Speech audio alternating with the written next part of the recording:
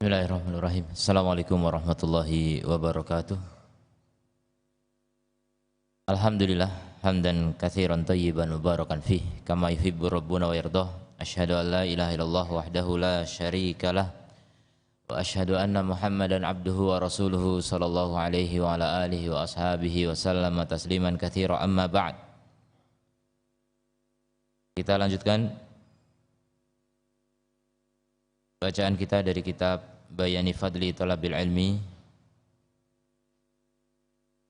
Qala mu'allif rahimahullahu ta'ala, faman jama'a qalban ya'i masailal ilm, siapa yang menggabung hati yang menampung masalah-masalah ilmu atau pertanyaan-pertanyaan ilmu, wa ya'qiluha dan memahaminya, walisanan sa'ulan digabung dengan lisan yang banyak bertanya, yahsunu istitharatul as'ilati allati tanfa'uh, maka akan bagus dalam mengusik pertanyaan-pertanyaan yang bermanfaat baginya. Fa innahu yuhassilu ilman ghaziran mubarakan biidnillahi ta'ala, maka dia akan menghasilkan ilmu yang banyak dan berkah dengan izin Allah ta'ala. Famin alamatil nahmah, di antara tanda kecintaan yang tinggi fi talabil ilmi, dalam menuntut ilmu, taqdimu talabihi ala marhubatin nafsi, lebih mendahulukan menuntut ilmu daripada keinginan-keinginan nafsunya, min mata'id dunya, berupa kesenangan-kesenangan dunia, wal istighal bihi, sibuk dengan dunia atau sibuk dengan kesenangan dunia, anha atau salah, sibuk dengan ilmu, sibuk dengan mencari ilmu dari dunia. Jadi lebih sibuk nyari ilmu daripada nyari dunia. Itu tanda orang sudah memiliki apa? Rasa cinta kepada ilmu, memiliki rasa cinta terhadap menuntut ilmu.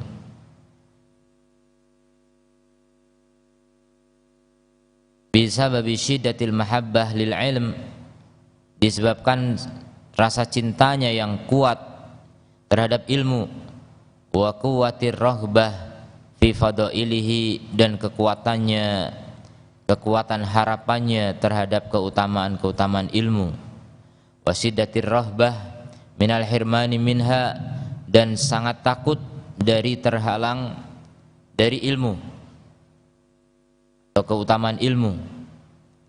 Jadi takut tidak memperoleh keutamaan ilmu.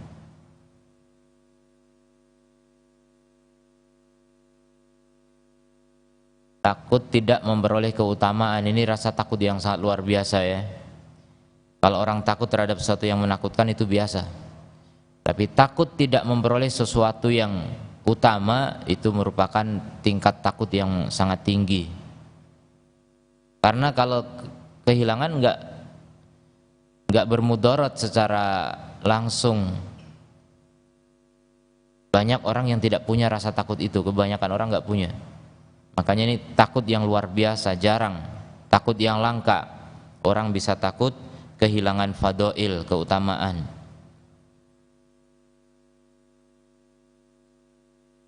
Fa idza ijtama'at hadhil umur ats-tsalatsah, kalau terkumpul semua perkara yang tiga ini,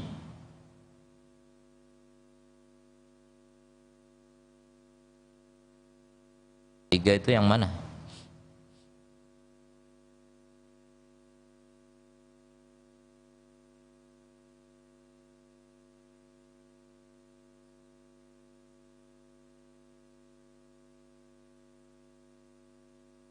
Cinta kepada ilmu, harapan kepada keutamaannya, dan takut terhalang dari keutamaannya.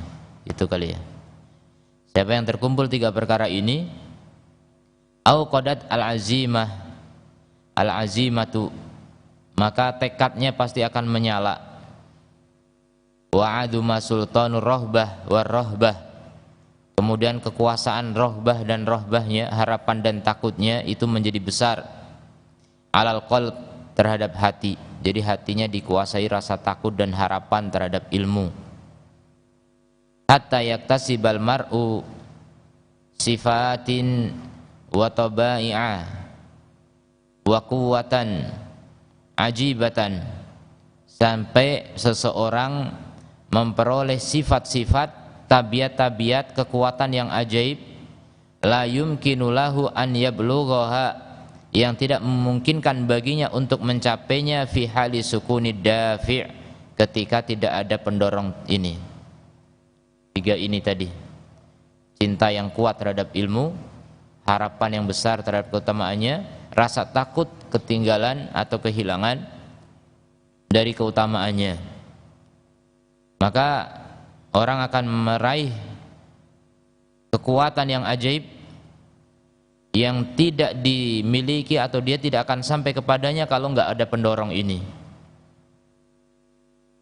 Bal rubbama, bahkan bisa jadi haramahu hadad dafi' ladzi dan naumi, pendorong yang tiga ini bisa mengharamkannya kelezatan tidur. Dia terhalang dari kelezatan tidur, nggak menikmati tidur gitu. Jadi tidur itu hanya terpaksa, nggak kuat langsung tidur gitu. Jadi nggak ada istilah insomnia gitu, penyakit susah tidur. Orang yang punya penyakit itu karena bukan penuntut ilmu. Kalau penuntut ilmu nggak ada penyakit gitu. Dia nggak bisa tidur, alhamdulillah gitu. Memang dia pengennya nggak tidur gitu. Jadi tidurnya tidur terpaksa, blok gitu aja langsung. Asal naruh kepala, lep gitu, nggak akan nunggu lama gitu. Antum yang kalau udah naruh kepala di bantal nggak tidur, masih menerawang ke sana kemari, bukan penuntut ilmu. Ya. Kalau penuntut ilmu langsung tidur ya tidur, mudah. Dulu saya kecil insomnia, susah tidur, SMP. Bahkan susah tidurnya itu karena mikir sesuatu yang nggak boleh dipikir. Mikir tentang Allah gitu. Siapa yang menciptakan Allah? Enggak sampai ke situ, belum. Saya mikir dulu sebelum langit bumi diciptakan Allah di mana gitu. Saya mikir itu. Pusing SMP itu kelas 1. Kalau mau tidur selalu ingat itu, nggak bisa tidur. Ya Allah, selalu datang sampai saya merasa mau stres gitu. Cuma itu diputar-putar di kepala ya, dari setan itu was-was. Nah itu bukan penuntut ilmu memang. Jauh, belum ngerti ilmu agama waktu itu. Ya hanya ngerti-ngerti dari ngaji-ngaji biasa. Tapi begitu sudah pernah merasakan bagaimana di tempat menuntut ilmu, yang waktu itu habis untuk ilmu, yang kawan-kawan di sekitarnya juga ambisi pada ilmu luar biasa, yang kita kalau melihat orang di sekitarnya semuanya sedang menghafal, membaca, menelaah, di perpustakaan orang sampai begadang malam, nggak tidur, istrinya di rumah nunggu sabar. Sampai tanya kepada Mustafid, namanya Mustafid itu murid-murid senior di sana, Syekh, jam berapa pulang? Nggak pulang katanya. Loh, kok bisa? Ya, pengen menyelesaikan masalah. Jadi membahas, mencari ilmu, menelaah gitu. Kuat orang kalau udah cinta kepada ilmu itu, nggak kadang ketiduran di situ. Ya udah, tidur di meja atau di karpet bawah gitu. Selesai. Padahal itu orang yang udah lumayan usianya 40-an, 50-an tahun gitu. Maksudnya gak peduli dengan kepentingan duniawi gitu. Sudah, ambisinya adalah ilmu. Kadang pulang menjelang subuh pulang paling untuk sahur. Kemudian nanti pada subuh berangkat lagi udah ngajar tahfidz. Jadi pada subuh itu waktunya tahfidz Quran. Jadi murid-murid senior tuh rata-rata yang menyimak Quran kita. Jadi orang itu gak ada istilah penyakit susah tidur kalau penuntut ilmu, gak ada ya. Jadi penuntut ilmu itu memang menghindari tidur. ternyata ketiduran juga. Ya, karena memang udah badan itu capek, lemah, butuh tidur. Ya udah tidur. Tidurnya itu hanya hajah, kebutuhan, bahkan darurat. Bukan sebuah kenikmatan gitu. Banyak orang yang menikmati tidur. Waraqadal aish, dan juga kenikmatan hidup. Jadi rohod ini hidup yang lapang, yang indah, yang nikmat, banyak kenikmatan, entah itu harta. Ya, harta ini banyak ya, entah itu rumah, pengen rumah yang bagus, yang mewah, kendaraan yang bagus, pakaian yang bagus, makanan yang bagus. Ini menjadi target utama ini bagi orang-orang yang mencintai dunia. Jadi ambisinya makan, ambisinya nyari tempat-tempat enak, sekedar nongkrong di kafe pun nyari kesana kemari, masya Allah. Nanti bangga update status, kurang kerjaan, penuntut ilmu kok begitu? Bukan penuntut ilmu. Penuntut ilmu itu adalah orang yang nggak peduli lagi dengan hal-hal seperti itu. Baginya waktu adalah ilmu. Waktu adalah ilmu. Kalau nggak sedang baca buku, sedang menyimak ilmu, sedang menyimak kajian. Kalau zaman dulu menyimak kajian itu harus datang di majelis seperti ini. Zaman sekarang bisa di depannya sekedar HP saja dah, sambil mencatat. Bahkan keutamaan pakai HP itu, internet ini, kita bisa pause sebentar, belum selesai nyatat, diatur, itu bisa tuh. Karena nggak live gitu maksudnya. Jadi kalau nggak live sudah kita atur waktu, bisa nyatat lengkap. Bahkan tadi yang belum kecatat bisa diulang lagi. Ini luar biasa. Kemudahan yang seperti itu nggak ada 20 tahun yang lalu. Tahun 2000 lah saya belajar di pondok. Belum ada kemudahan kayak gitu. Sekarang mudah sekali. Makanya mestinya orang di zaman now ini lebih gampang untuk jadi ulama daripada di zaman sebelum adanya internet. Sebelum adanya internet. Tahun 2000 udah ada internet, tapi cuma di warnet-warnet saja gitu. Di HP-HP belum ada. Sehingga kita belajar betul-betul mengandalkan majelis ilmu sama buku. Kita mau beli kitab pun mahal. Belum ada penjual kitab seperti zaman sekarang. Sekarang beli kitab banyak, masya Allah, toko kitab. Dulu harus difotokopi. Sampai sekarang masih saya bawa-bawa itu kitab. Saya pindah ke sana kemari, kitab-kitab fotokopian saya dari dulu mondok masih ada bersama saya.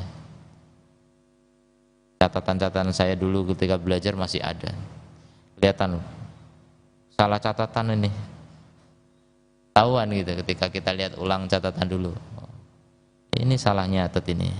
Jadi kadang-kadang kita, namanya belajar, itulah proses belajar. Jadi ada kesalahan kita tahu. Ketika kita bertambah ilmu kita ngerti, oh ini salah ini dulu nih. Entah salah nyatetnya, salah dengar, atau salah guru menyampaikan juga, wallahu alam. Ya kita curiga ke diri kita sendiri, salah nyatet ini gitu.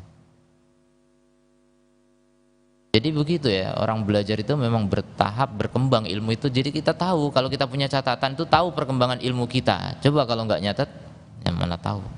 Ya cuma perasaannya tambah, tapi nggak tahu mana apa tambahannya, seperti apa perbedaannya. Kemudian dulu kalau di markas ilmu itu orang yang sudah mustafid, ya mustafid itu istilah untuk orang yang sudah menyelesaikan muqarrar dasar, ya, sudah menyelesaikan dasar-dasar ilmu semuanya, habis itu bebas mencari ilmu di maktabah perpustakaan, itu mustafid, dan sudah mengajar biasanya.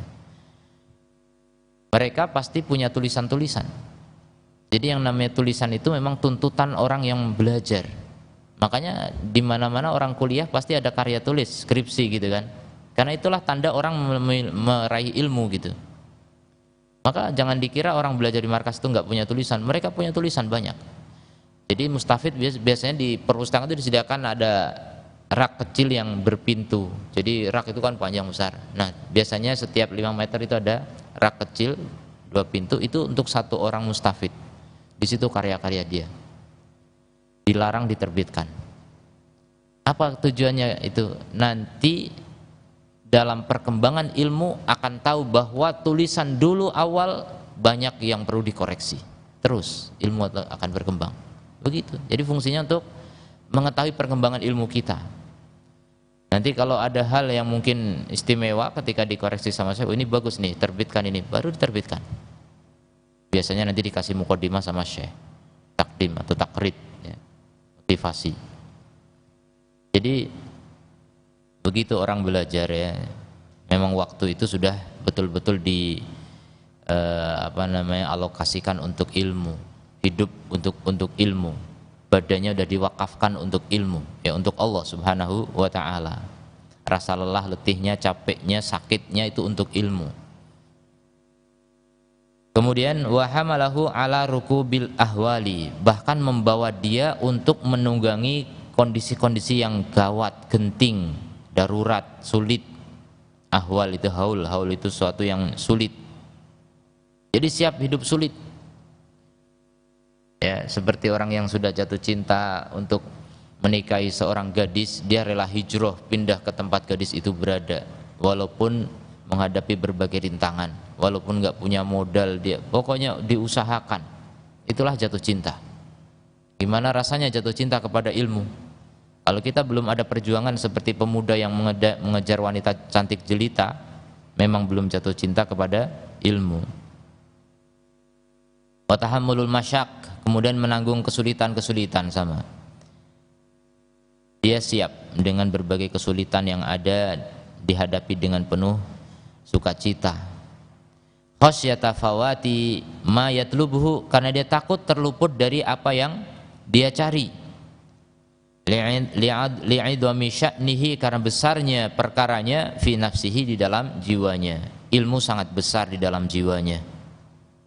Bagi dia tidak ada yang lebih besar daripada ilmu. Di dunia ini enggak ada dunia ini yang lebih menarik daripada ilmu. Tidak ada majelis yang lebih menarik daripada majelis ilmu. Tidak ada kawan yang lebih menarik daripada kawan yang semangat menuntut ilmu. Tidak ada teman duduk yang lebih menarik daripada ahli ilmu. Begitu seterusnya. Kalau orang sudah jiwanya jiwa ilmu, hatinya penuh dengan pengagungan terhadap ilmu, tidak tersisa lagi ruang untuk dunia. Kalaupun dia menikah, hanya lantaran syariat, karena perintah Allah dia menikah. Kalau dia harus mencari nafkah, karena perintah Allah. Kalau dia makan, karena perintah Allah, semuanya. Jadi perbuatannya semata-mata karena perintah Allah, sehingga ikhlas semua, hidupnya ikhlas. Hidup ikhlas itu begitu ya, hidup untuk Allah Subhanahu wa ta'ala. Kemudian wal ghalib ala man kana hada haluh, kebanyakan orang yang seperti ini keadaannya, anahu la yaltafit ila adli man ya'duluhu.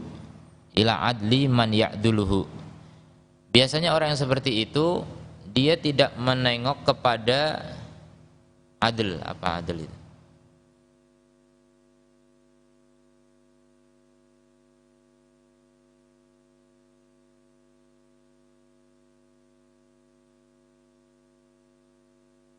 Celah.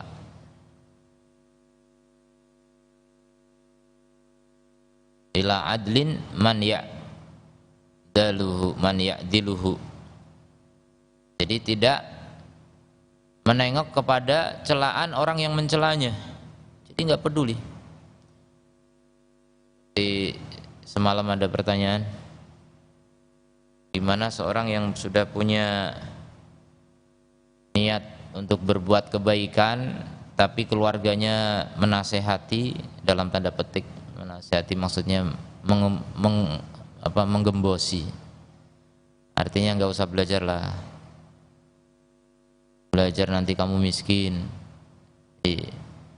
Ini tidak sedikit orang yang belajar itu digembosi begitu, termasuk saya dulu. Ya ada, tapi nggak bilang miskin gitu sih, cuma menyayangkan orang kuliah tiba-tiba pengen keluar gitu. Saya kuliah dulu di UGM, yang di kampung saya, jangankan di kampung, di satu kecamatan itu orang masuk UGM bisa dihitung nggak sampai 10 orang. Maksudnya bangga sekali di kampung saya itu kalau udah masuk UGM tuh.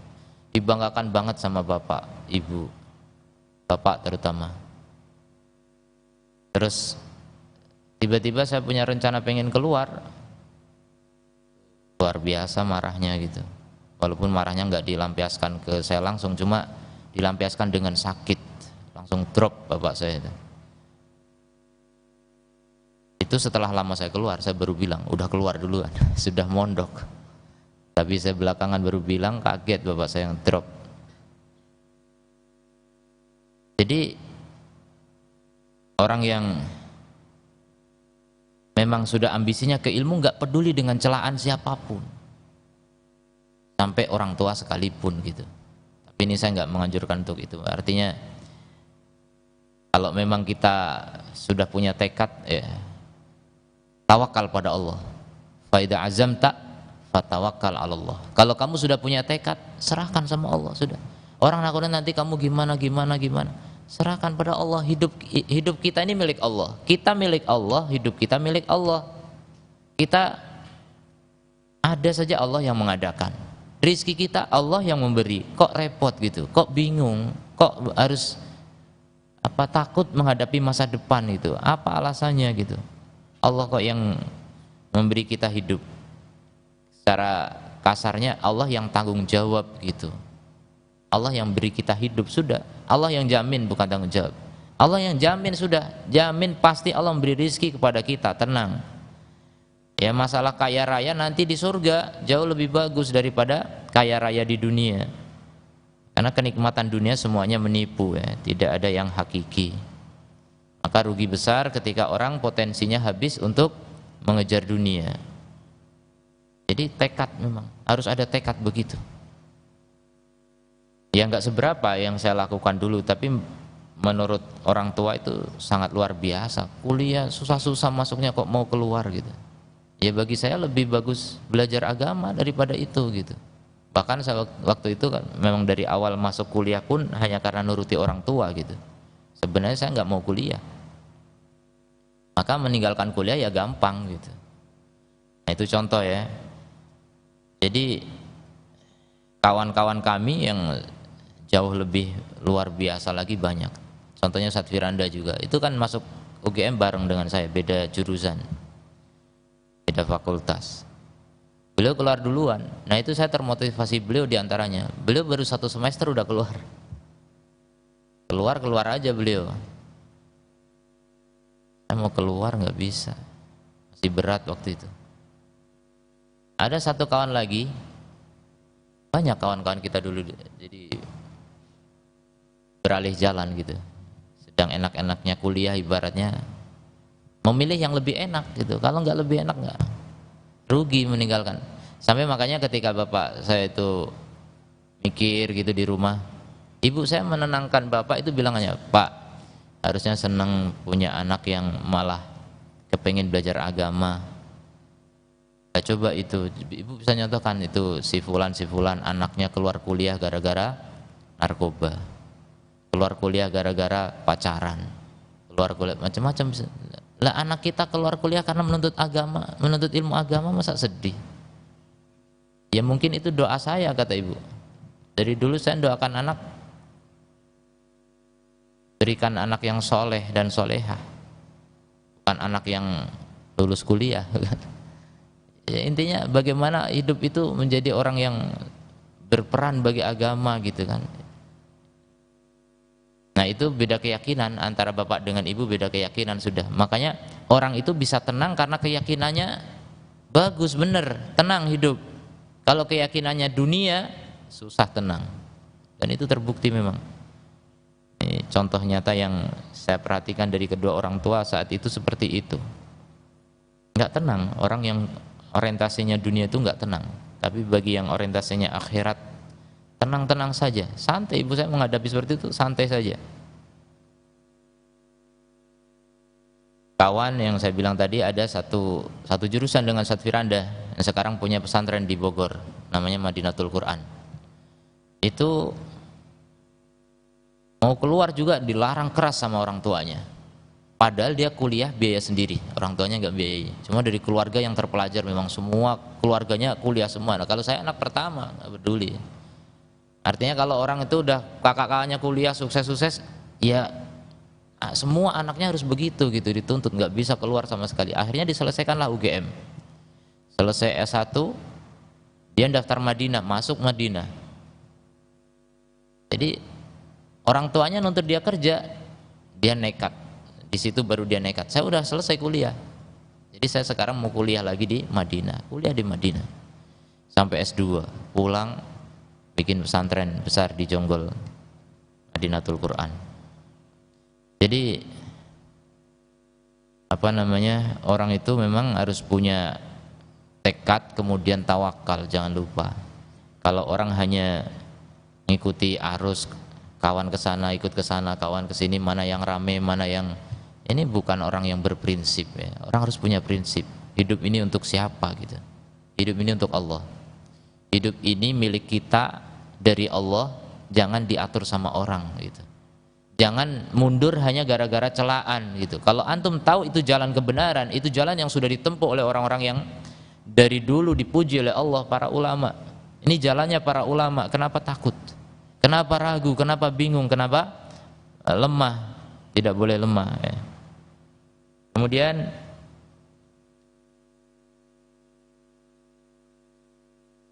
jadi tidak nengok lagi kepada celaan orang yang mencela. Kama qala Suwaid ibni Kahil Ayyashkari, wa kada al-hubbu, demikianlah cinta. Ma asya'ahu yarkabul haul, betapa dia bisa menguatkannya. Yarkabul haul, dia menunggangi kesulitan. Wa ya'si man waza', dan dia menyelisih orang yang bagi-bagi dunia. Fa abaitul laila ma arkuduhu, dan aku tidak mau malam itu aku tidur. Wa bi'ainayya idza najmun tala'a, dan dengan dua mataku apabila bintang sudah terbit. Jadi nggak mau tidur, maunya belajar. Itulah cinta ya. Itulah cinta, membuat orang itu siap menghadapi kesulitan. Wa hada amrun la yahtassu bihubbil ashkhasi, dan perkara ini tidak khusus pada mencintai seseorang. Nah, ini syairnya sebenarnya syair orang yang mencintai seorang gadis. Tapi ini bisa diterapkan untuk apa? Ilmu. Bahkan kecintaan kepada ilmu harus lebih besar daripada kecintaan kepada wanita. Mencintai wanita halal, boleh. Bahkan Nabi mengatakan dijadikan kecintaanku kepada dunia itu wanita dan minyak wangi. Silakan mencintai wanita, 4 maksimal ya. Tapi apa? Tidak boleh mengalahkan cinta kepada agama. Agama nomor 1, dan cinta agama itu cinta ilmu dan amal. Tidak mungkin demi mengejar cinta wanita rela meninggalkan ilmu dan amal. Ini kebodohan ya. Jadi ketika Nabi mengatakan dijadikan cintaku kepada dunia, kepada wanita dan parfum, itu bukan berarti Nabi lebih mendahulukan wanita daripada agama, sama sekali. Nabi itu paling berilmu ya. Jangan diambil letter luck berarti yang penting wanita, bukan. Tetap ilmu lebih penting bagi Nabi, bagaimana tidak. Nabi orang paling berilmu.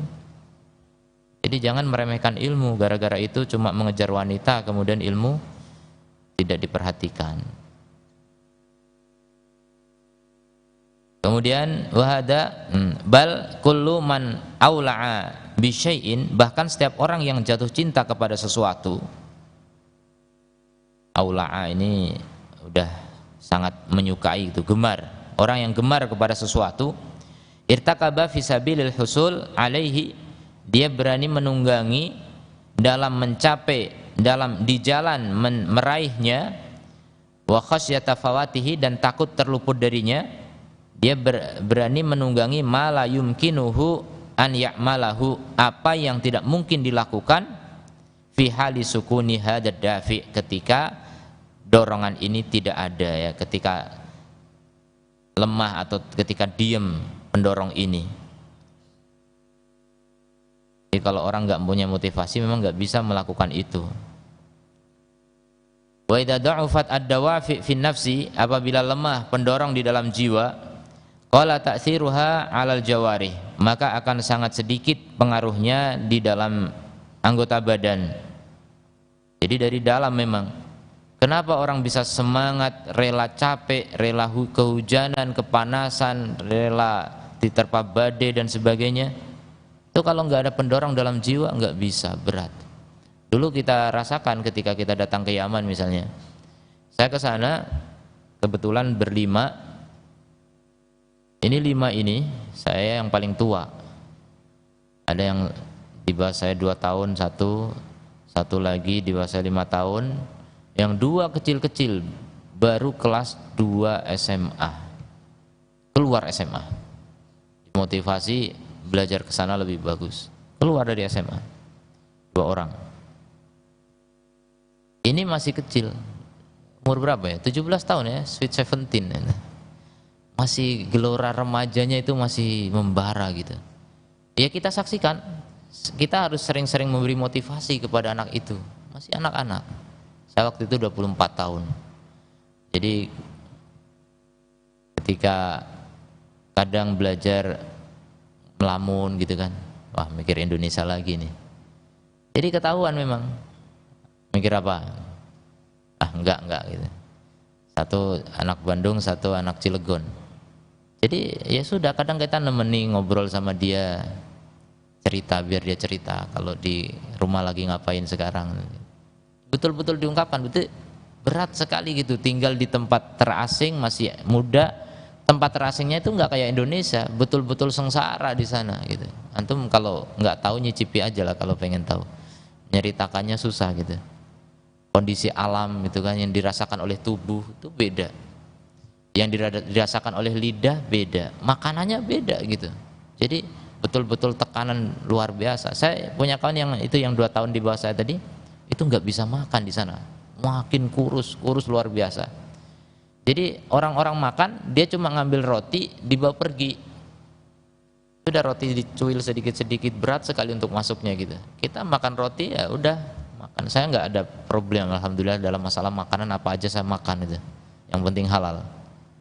Saya tinggal singgah dimanapun nggak pernah problem dengan makanan, makanya saya mengembara kemana-mana nggak peduli gitu, siap makan apapun siap, yang penting halal ya. Jadi ternyata Pak, ini kawan ini makin kurus, ya Allah luar biasa. Terus pernah juga saya ngobrol gitu sama dia, antum kalau nikah pengennya yang kayak apa gitu. Biasa laki-laki pasti ngobrol nikah, ada obrolan itu, jangan dikira enggak. Ya selingan di tengah-tengah penatnya belajar, selingan ngobrol gitu. Dia bilang apa? Wah saya kalau nikah istri saya harus yang jago masak. Jadi memang ambisinya ke makanan dia. Jadi memang kondisi di sini makanan kayak gitu kan. Mikirnya kalau saya nikah harus yang jago masak. Terus saya bilang gini, penting banget buat antum ya masakan. Iya, saya kalau nggak masakan yang seperti selera saya nggak bisa makan. Pantesan. Berarti antum aja lah yang masak gitu. Karena belum tentu selera nanti. Berarti nanti dites masak dulu calon istri ya kan. Cocok nggak masakannya gitu. Berat kali kalau masalah seperti itu ya. Ada orang yang begitu ya, itu bukan hobi makan, tapi memang dia sulit makan gitu. Dia bukan selera tinggi dalam arti ingin makan enak, bukan, tapi yang cocok di lidah dia gitu ya. Kesulitan sebenarnya orang seperti itu. Dan sekarang alhamdulillah masih hidup ya, walaupun sempat nggak makan sekitar 6 tahun ya, makannya cuma ala kadarnya, kurus betul, orang ngelihatnya tuh kasihan. Yang makin menambah kurusnya itu apa? Jenggotnya lebat, ya orang Arab itu makin tampak kurus kan, karena ini lebat gitu, kurus banget masya Allah. Sekarang mengajar di Sragen. Ya jadi syahidnya di situ, cerita itu apa? Bahwa orang yang menuntut ilmu itu memang apa? Dia tidak akan bisa menikmati hidup. Karena yang paling nikmat bagi dia itu ilmu. Makanya yang anak-anak muda tadi saya ceritakan, dia belum begitu mencintai ilmu, jadi sering kepikir sana, jadi melamun, banyak melamun. Kalau dia ngobrol tentang Indonesia gitu senang sekali gitu. Jadi masih belum terlalu mencintai ilmu, masih ke bawah suasana aja dia. Dimotivasi awalnya seneng gitu, nanti jadi ulama, jadi ya itu motivasi awal seneng, pas mencicipi, pas merasakan ternyata berat gitu kan. Memang begitu, orang itu kalau ingin menikmati apa yang dirasakan sekarang, lihat hasilnya nanti gitu. Lihat jangka panjang. Saya siap begini karena nanti saya akan bisa seperti itu. Begitu. Kalau itu hilang, lenyap keinginannya, impiannya hilang, nggak kepikir, maka melakukan yang berat ini tidak akan dilanjutkan, akan putus di jalan dan sebagainya. Ya, kita punya cerita-cerita semua ya, serba-serbi perjalanan menuntut ilmu di tempat yang betul-betul susah. Kalau di Indonesia gampang sekali. Makanya ketika saya ngajar di Indonesia di beberapa pesantren yang pernah saya masuki, unik. Kadang-kadang ada keluhan-keluhan dari santri, katanya fasilitas kurang bagus, ini. Akhirnya saya ceritalah terpaksa kepada murid-murid saya. Akhirnya murid-murid itu suka sama saya waktu dulu di Tasikmalaya, karena saya suka cerita memang. Jadi saya ngajar banyak cerita, karena anak-anak itu rata-rata kurang motivasi. Saya cerita-cerita motivasi, bagaimana dulu belajar saya, bagaimana belajar di Yaman, bagaimana ketika di Jogja juga, pesantren saya di Jogja kayak apa. Saya bisa tunjukkan ya, makanan kita di Jogja itu jauh sekali dengan makanan kalian di sini, saya bilang. Kita itu ada sayur andalan itu, bahkan itu masih berlangsung sampai saat ini gitu. Kadang-kadang kan saya masih ada satu grup dengan kawan-kawan di Jamil Rahman itu. Kita foto gitu. Masih ingat ini enggak? Oh, makanan utama kita ternyata masih ada, juru masaknya belum ganti. Jadi ada. Jadi apa itu? Tempe sama sawi putih, sawi putih. Ya udah itu dimasak sama nasi. Jadi putih semua gitu. Nasi putih, sawi putih, tempe putih, sudah. Itu namanya puasa mutih ya. Makan yang putih-putih dah. Kalau puasa mutih nggak makan putih atau makan cuma putih. Jadi itu andalan kita, paling sering makan kayak gitu, paling sering. Jadi mau bergizi dari mana? Ya sudah, pokoknya bergizinya dari Allah gitu. Padahal orang belajar butuh nutrisi, butuh sekali. Makanya ketika kita di Yaman lebih payah lagi, artinya dari segi makanan lebih nggak bisa lagi diterima oleh perut orang Indonesia apalagi. Itu di Yaman, ketika ada program menghafal misalnya, memang itu program dari Saudi ya, Syekh Yahya Al-Yahya. Kalau tahu ada video penghafal hadis yang berapa hafal hadis? Sekian ribu. Kitab apa saja dihafal, kitab ini banyak. Ada yang jihad, yang anak buta itu yang uji, yang pendirinya program itu Syekh Yahya Al-Yahya. Nah, kita ikut program itu dulu, menghafal Sahih Bukhari Muslim dalam waktu 2 bulan. Nah, itu 2 bulan dikasih gizi memang. Jadi orang ngafal itu terforsir betul, tenaga, lemah badan tuh kalau nggak dikasih gizi betul. Untuk mikir itu lebih berat daripada untuk apa istilahnya mencangkul sawah gitu. Kerja fisik sama kerja otak itu lebih berat kerja otak sebenarnya. Jadi butuh nutrisi juga. Makanya ada nutrisi waktu itu, Masya Allah, menghafal menjadi lebih mudah. Cepat lapar orang hafal itu, betul, terasa sekali.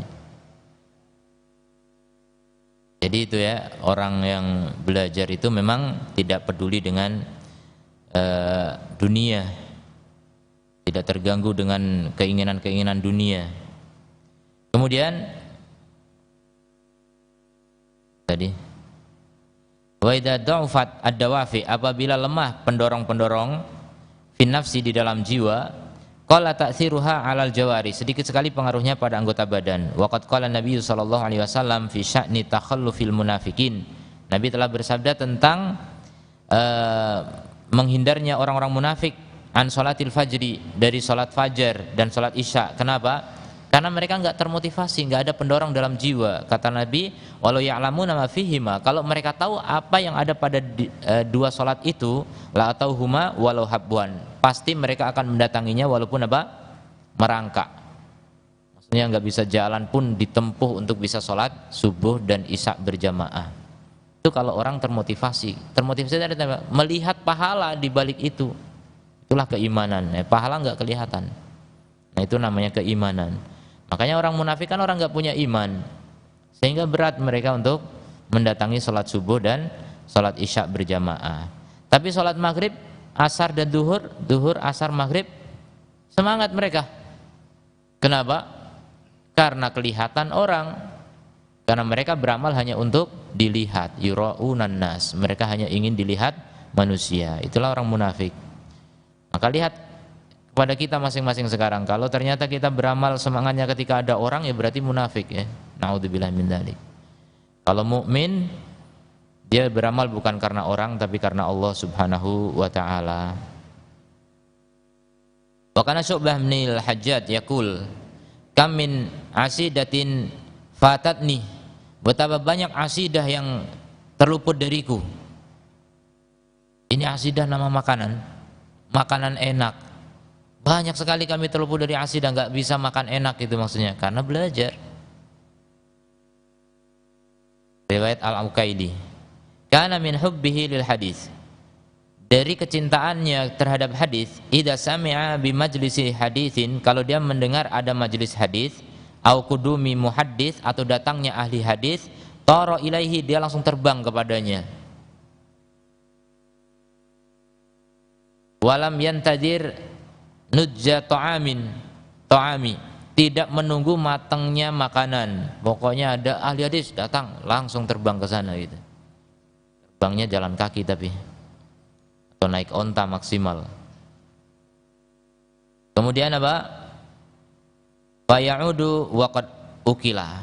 Ketika pulang ternyata makanan udah dimakan keluarganya. Nah, itu setiap saat seperti itu. Ada juga ahli hadis yang mengatakan ada makanan yang enak yang dijual pas majelis ilmu berlangsung. Jadi kalau datang sebelum majelis ilmu belum dibuka itu tokonya. Begitu datang setelah selesai majelis ilmu sudah habis, makanan laris luar biasa. Sampai bertahun-tahun nggak bisa makan itu. Padahal pesan mestinya bisa gitu. Tapi waktu itu nggak bisa gitu. Jadi begitulah ahli hadis, pengen makan yang sesekali aja pengen makan enak nggak bisa gitu. Ya tetap milih ilmu daripada udahlah sekali aja absen dulu, ustadz kan maklum lah masa absen sehari nggak boleh. Bukan masalah ustadz, mereka datang ke majelis itu bukan karena malu sama ustadz, malu sama orang, nggak ada sama sekali, karena ilmu, sayang ketinggalan ilmu. Apalagi zaman dulu ya, nggak bisa diulang pelajaran, nggak ada rekaman gitu. Hari ini ya ada rekaman, orang mungkin punya alasan kok nggak datang, kan bisa lihat rekamannya gitu. Walaupun nggak dilihat juga. Kemudian waqad kana al-Imam Al-Bukhari rahimahullah taala mimman balagha al-ghayah fin nahmah. Imam Bukhari termasuk orang yang sangat yang mencapai puncak dalam kecintaan fi talabil hadis, dalam mencari hadis, hatta innahu la yadhalu an ba'di asma'i aqaribihi, sampai-sampai beliau itu lalai dari nama sebagian kerabatnya. Nama kerabat lupa, tapi nama perawi hadis enggak ada yang lupa. Imam Bukhari hafalannya luar biasa, tapi nama keluarga malah lupa. Ya begitu, karena kecintaannya kepada ilmu lebih besar daripada kecintaan kepada manusia. Fala yahfaduhum, jadi enggak hafal nama kerabat coba. Padahal nama hadis ribuan perawi hadis beliau hafal. Bahkan hafal biografinya kadang. Wayat bitu asma arwat. Nah, beliau sangat kuat dalam menghafal nama-nama perawi. Dobit itu artinya hafalan yang kuat, tepat.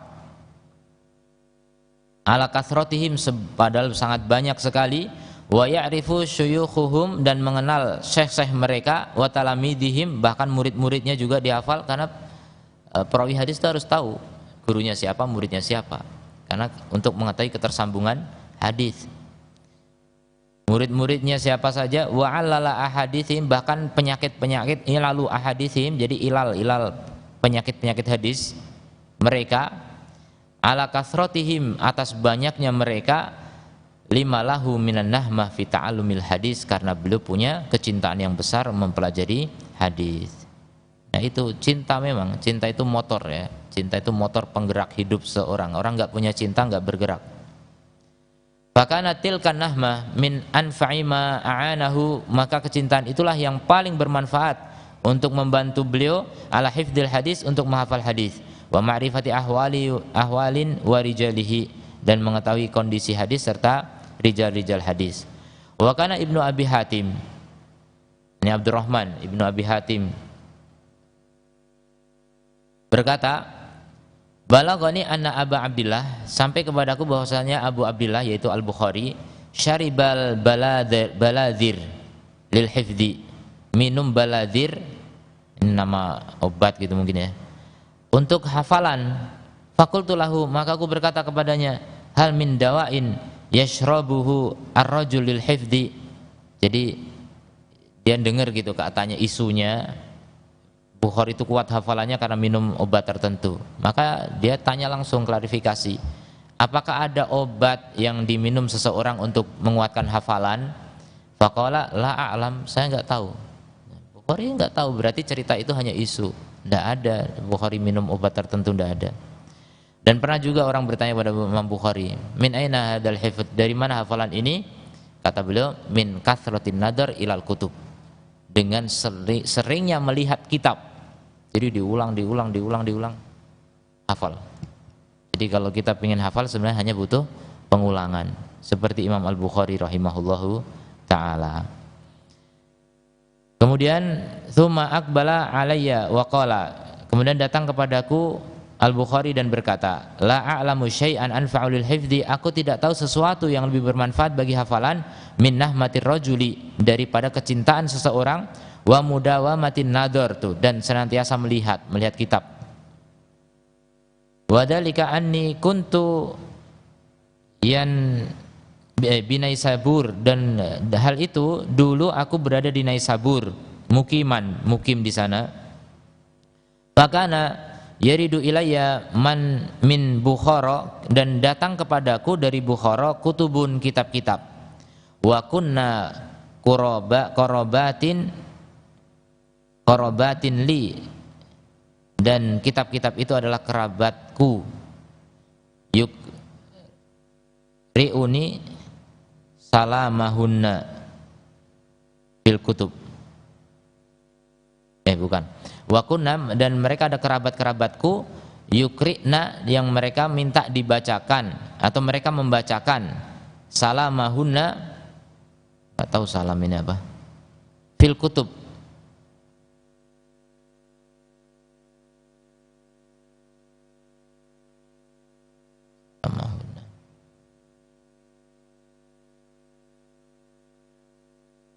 Jadi intinya Bukhari punya kerabat yang mereka ingin membacakan kitab kepada Bukhari. Jadi dulu belajar ada yukri'u ya. Yukri'u itu artinya membacakan di hadapan saya. Nanti saya cuma mengatakan iya, na'am, na'am.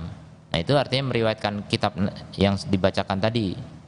Jadi diantara mengambil ilmu itu begitu, mengambil riwayat, mengambil sanad. Fakuntu aktubu ila Bukhari, ila Bukhara, maka aku menulis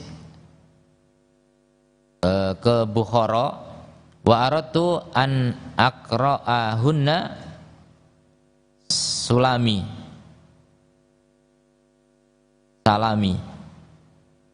Gak tahu ini salami apa sih. Aku ingin untuk membacakannya salami. Fadahaba alayya asamihinna, dan hilang atasku nama-nama mereka itu. Jadi kerabatnya lupa. Hina katabtu kitabi, ketika aku menulis kitabku. Walam aqra'hunna salami. Wa ma aqalla ma yadhabu anni fil ilm,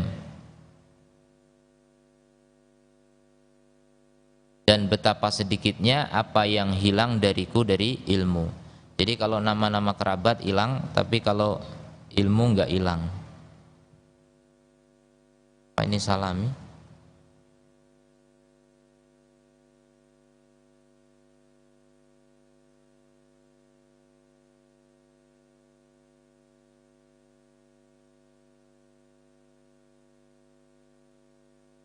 Salam ya semuanya, perdamaian, keselamatan, pemberian hormat mungkin.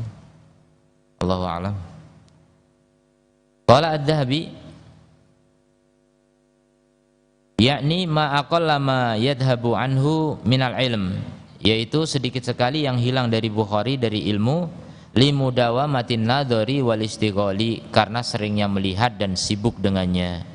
Wahadi qarabatuhu, inilah kerabat-kerabat beliau. Qad nasya asma'ahunna, Bukhari lupa nama-nama mereka. Wa ghalibun nas bi khilafi dzalik, dan kebanyakan manusia itu sebaliknya ya. hafal nama keluarga tapi nggak hafal nama ulama. Kebanyakan orang begitu. Ya rata-rata orang, tapi Bukhari malah kebalik. Itu karena kecintaannya kepada ilmu lebih besar. Kemudian fatarahum yahfaduna asma'a aqaribihim, kamu lihat kebanyakan orang itu menghafal nama-nama kerabat mereka, wa ma'arifihim, dan pengetahuan mereka, wala yahfaduna illa al-yasir minal ilm, tapi tidak menghafal kecuali sedikit dari ilmu. Wa qala Ibnu Abi Hatim, sami'tu yaqul, aku mendengar Bukhari mengatakan, lam takun kitabati lil hadis, tidaklah penulisanku terhadap hadis kama yaktubu haula'i, sebagaimana yang mereka tulis. Kuntu idza katabtu an rajulin, aku kalau menulis dari seseorang, sa'altuhu, aku bertanya kepadanya an ismihi, tentang namanya, wa kunyatihi, dan kunyahnya, wa nasabahu, dan nasabihi harusnya, dan nasabnya, wa illatil hadis, dan juga illah penyakit hadis, in kana fihima, apabila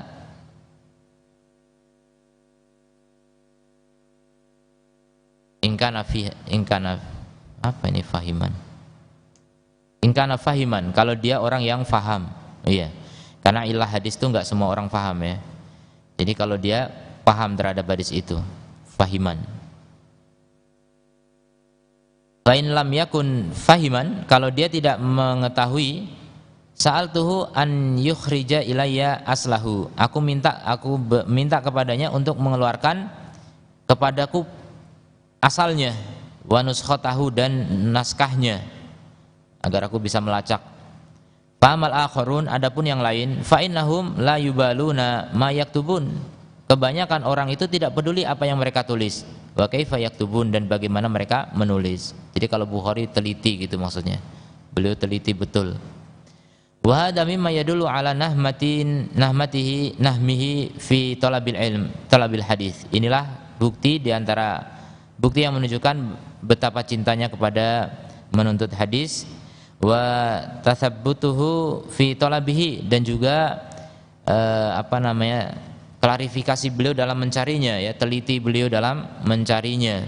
Wa annahu la yaktafi bima yaquluhu syekh, beliau tidak mencukupkan dengan apa yang dikatakan oleh gurunya, min asma'ir ruwati, dari nama-nama perawi, balla yang yaqna'u hatta, bahkan beliau tidak tenang, tidak puas, sehingga ya'rifa ma yumkinuhu ma'rifatuhu, sampai beliau mengetahui apa yang memungkinkan untuk diketahui dari nama-nama perawi, kunyah-kunyah mereka, nasab-nasab mereka, dan ilah hadis-hadis mereka.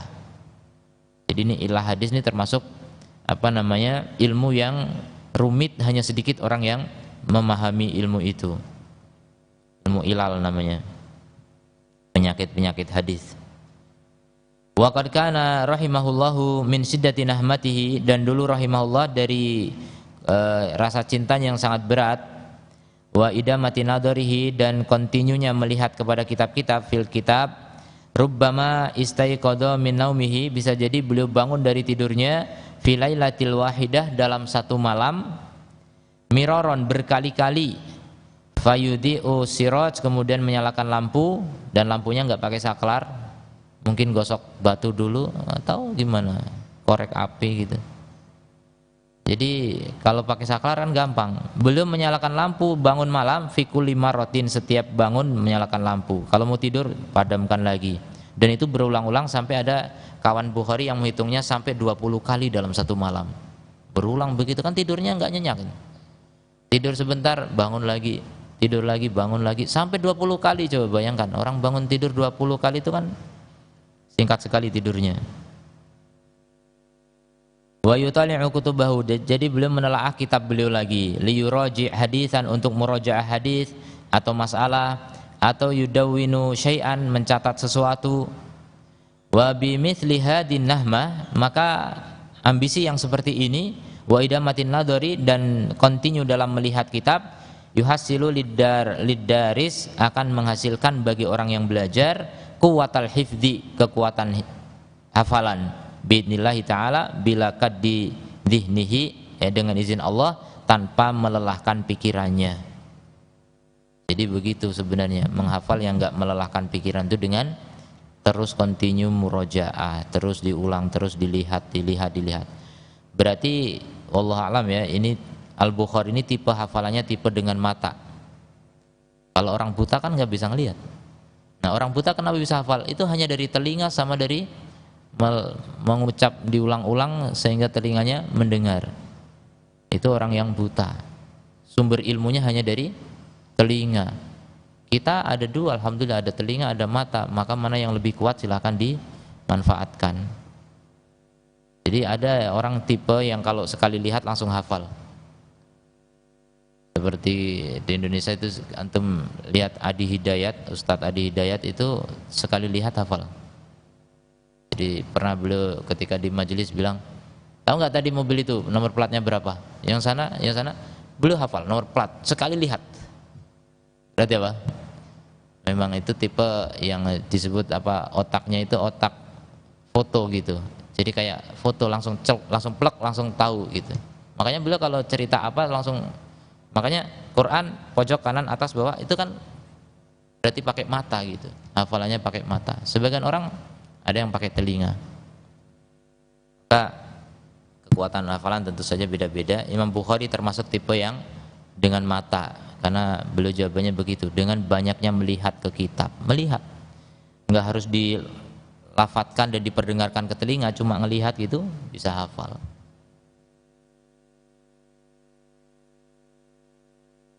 Ada pertanyaan mungkin?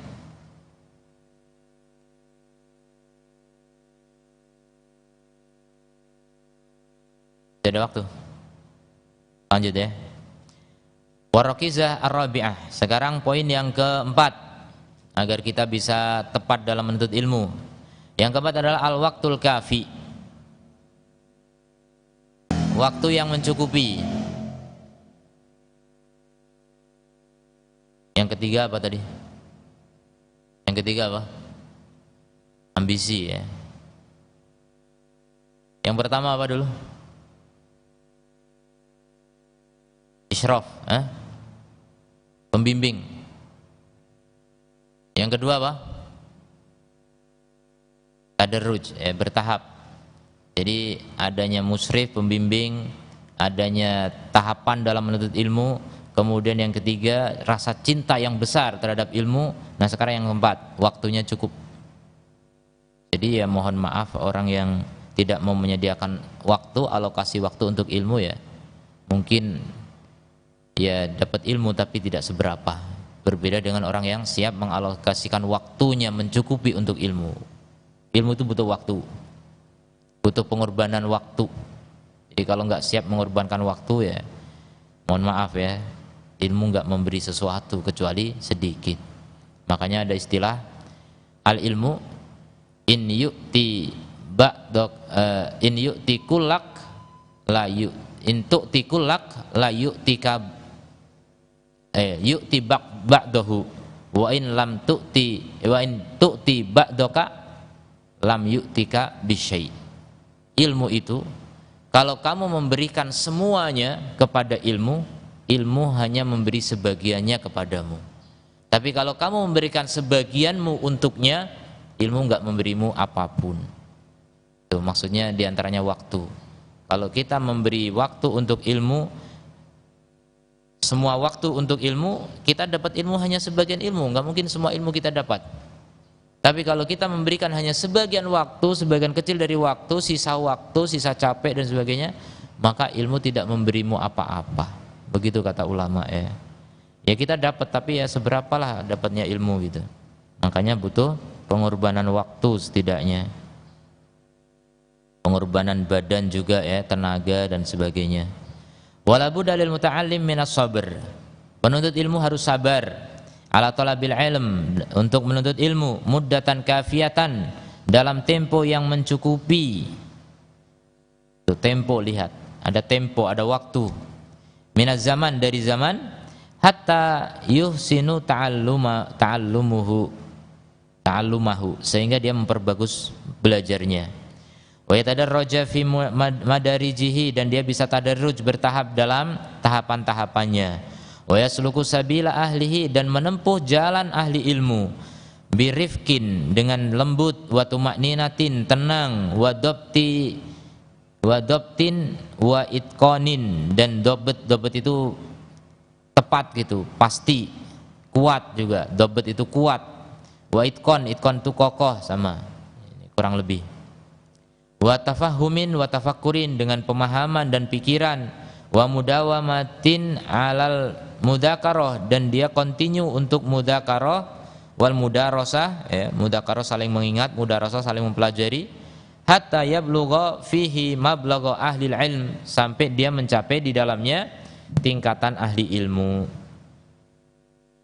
Wa man iktarra bi dakaihi, siapa yang tertipu dengan kecerdasannya, wa sur'ati fahmihi, dan cepatnya pemahamannya, wa arada an yahuza al ilm, dia ingin melewati ilmu, melompati ilmu, fi waqtin wajizin, dengan waktu yang singkat, dia pengen melahap semua dengan cepat gitu, mughalabatan wa mukabaratan, karena mengalahkan orang lain atau sombong terhadap yang lain, tamanna'a alaihi al-ilmu wa ta'azzaza, maka justru ilmu akan menghalanginya atau akan sulit, ya,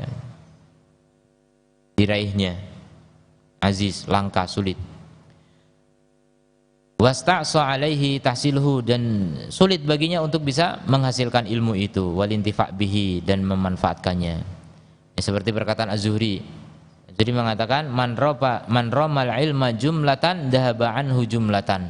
Siapa yang meraih ilmu secara jumlah, borongan, maka akan hilang borongan juga. Jadi kalau menuntut ilmu syai'an fa syai'an, sedikit demi sedikit, tapi ngabisin waktu banyak. Tapi kalau cuma sekali waktu daurah, tiba-tiba sepekan gitu intensif, pesantren kilat gitu biasanya, memang dapat ilmu langsung banyak, tapi langsung hilang juga saat itu, karena nggak continue. Namanya belajar itu setiap hari, ya. Penuntut ilmu sejati itu tidak mengenal waktu, setiap waktu belajar. Kemudian waman iktarra bidak, udah, wa babayanu sirri dzalika, dan penjelasan rahasia itu, anna fi tariqit talab, bahwa di jalan menuntut ilmu, mazaliko, ada tempat-tempat yang menggelincirkan, wa fitanan, ada fitnah-fitnah, man lam yakun ala basiratin, siapa yang tidak di atas basirah, minha, dari penggelincir itu, zalat qadamuh, maka telapak kakinya bisa tergelincir, wa tarroba tahsiluhu, penghasilannya pun goncang, wan harofa masarahu, jalannya pun menjadi menyimpang, fasalaka ba'da subula ahlil ahwa, sehingga malah menempuh jalan, sebagian jalan ahli ahwa, ahli bid'ah, awin qata'a wa raja'a, atau dia terputus dan kembali, enggak menuntut ilmu lagi, ya, itu orang yang enggak tahu medan yang ditempuhnya, tergelincir akhirnya balik pulang, susah, kepleset terus. Wala sabila ila najati min tilka al-mazalik, tidak ada jalan untuk selamat dari ketergelinciran itu, wal fitan, dan fitnah-fitnah, illa bitiba'i sabili ahli ilm, kecuali dengan mengikuti jalannya ahli ilmu. Jadi kita kalau mau sukses, ikuti jalannya orang sukses gitu, jangan nempuh sendiri, nyari sendiri, susah. Wal iman, dan ahli iman, wa tawassaqat talib, wa tawassaqa at-talib mimma yata'allamuhu. Jadi si talib itu yakin, wasik, ya, yakin dengan apa yang, dari apa yang dia pelajari. Wasair, atau yang dipelajari oleh ahli ilmunya, ya, ahli ilmu.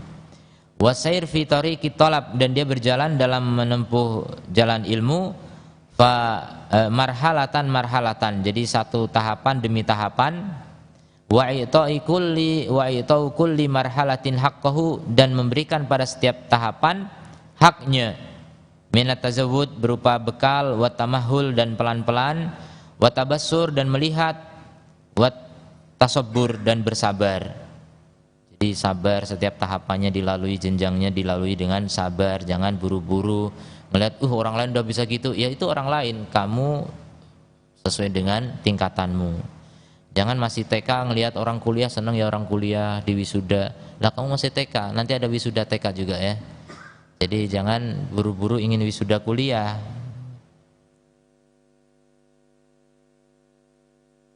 Kemudian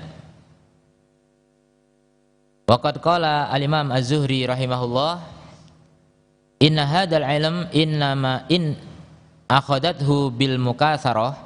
Ilmu ini kata Az-Zuhri jika diambil dengan banyak-banyak lahu ghalabak, maka dia akan mengalahkanmu, kamu nggak kuat gitu. Walakin khudhu ma'al ayyam, tapi ambillah ilmu bersama hari-hari wal layali dan malam-malam, akhdan rafiqan tadfar bihi, dengan pengambilan yang lembut kamu akan memperolehnya. Jadi pelan-pelan, sedikit-sedikit tapi continue. Makanya amal yang paling Allah cintai apa? Adwamuha wa in qalla, yang paling continue meskipun sedikit. Itu juga menuntut ilmu. Jangan banyak-banyak kemudian mandek-mandek, putus-putus. Lebih baik terus-menerus walaupun sedikit. Qala Ma'mar ibn Rashid, man talabal hadits jumlatan dhahaba minhu jumlatan. Siapa yang mengambil hadis secara jumlah banyak, akan hilang darinya banyak juga. Inna makana natlubu hadisan wa hadisain. Kami dulu hanya mengambil satu hadis atau dua hadis dalam sehari itu. Pelan-pelan. Ada yang begitu. Tapi Imam Nawawi juga ada satu hari 12 majelis diikuti. Nah, satu majelis pun beberapa ilmu didapat. Nah, itu kemampuan ya. Jadi Imam Nawawi begitu itu continue. Bukan berarti cuma satu hari itu atau setahun, bertahun-tahun begitu. Tapi itu kekuatan tersendiri ya. Tidak semua orang bisa. Makanya intinya yang penting continue-nya ya, mau sedikit mau banyak yang penting continue. Continue banyak ya lebih bagus daripada sedikit memang.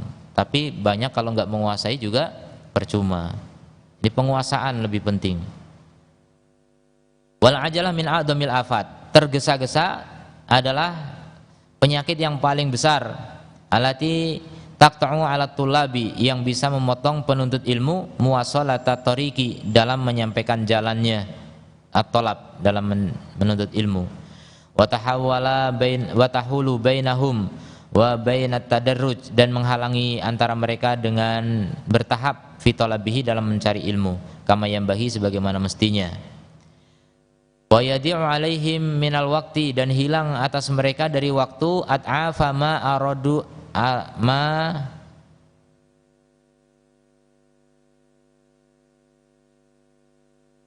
bilang alif kali ya, ad'afu ma aradu gitu, ma aradu ikhtisarahu. Jadi justru akan hilang waktu berlipat-lipat daripada yang dia ingin ringkas. Dia ingin ringkas, ingin cepat, tapi malah hilang banyak nanti. Kenapa? Karena nggak menguasai, harus diulang lagi. Nah, pengulangan itu ngabisin waktu tersendiri. Wala yakhtasir talibul ilmi tariqal talab bi asani min talabihi ala wajhihi as-sahih. Jadi tidak ada yang meringkas ya. Penuntut ilmu tidaklah meringkas jalan dalam menuntut ilmu lebih bagus daripada cara yang benar. Kalau caranya benar, jalan akan ringkas. Wa dirasatuhu dirasatan mutkinatan, dan mempelajarinya dengan pelajaran yang mutkinah ya, kokoh, muta'anniyah, pelan-pelan. Bitadarrujin, dengan bertahap, wa tarafukin, kelembutan, tidak buru-buru, tahta isrofin ilmi, di bawah pengawasan ilmu, min ghairi ta'ajjulin, tanpa tergesa-gesa, wala mukatsarah, dan tidak banyak-banyak.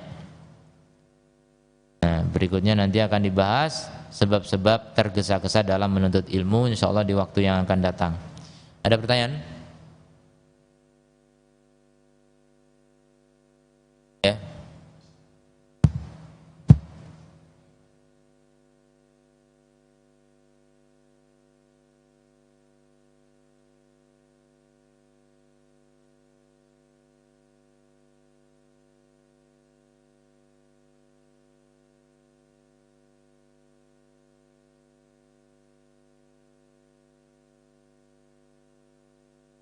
Jadi orang belajar bahasa Arab sangat berambisi, dikejar semua. Antum ngelihatnya kayaknya nggak mampu gitu. Sepertinya dari apa buktinya itu?